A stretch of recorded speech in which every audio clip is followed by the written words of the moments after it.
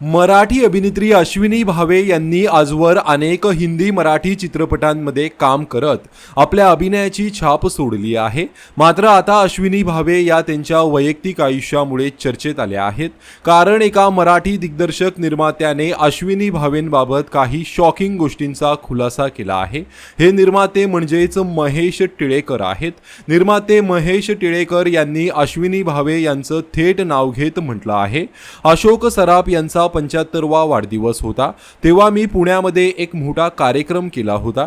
तेव्हा माझी अशी इच्छा होती की अशोक सराफ यांच्याबरोबर अश्विनी भावेंनीही काम केलं आहे तर त्यांनी देखील त्या कार्यक्रमाला यावं। वर्षा उसगावकर सुद्धा आल्या होत्या। मी अश्विनी भावे यांना मेसेज केला, त्यावर त्यांनी मला काहीच उत्तर दिलं नाही। फोन केल्यावरही काहीच प्रतिसाद नाही। त्यानंतर 2 दिवसांनी त्यांच्या मॅनेजरने मला फोन केला।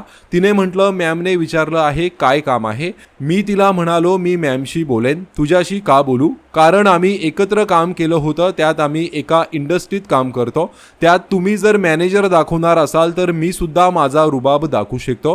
तुम्ही मोठे असाल तुमच्या घरी, कारण त्यांच्यापेक्षा दिग्गज लोकांबरोबर माझं काम करून झालं आहे हे त्यांना सुद्धा समजायला हवं। कारण मेसेज करताना मी खाली महेश टिळेकर हे नाव सुद्धा लिहिलं होतं।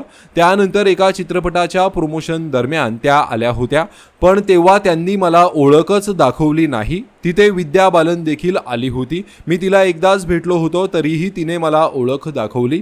मराठीत तुम्ही कसलं मॅनेजर वगैरे सांगतायत। वर्षा उसगावकर, लक्ष्मीकांत बिर्डे यांनी सुद्धा मराठी बरोबर हिंदीमध्ये काम केलं आहे, पण लक्षाने कधीच मला सांगितलं नाही की माझ्या मॅनेजरशी बोल, असं म्हणत महेश टिळेकर यांनी अश्विनी भावेंवर नाराजी व्यक्त केली आहे।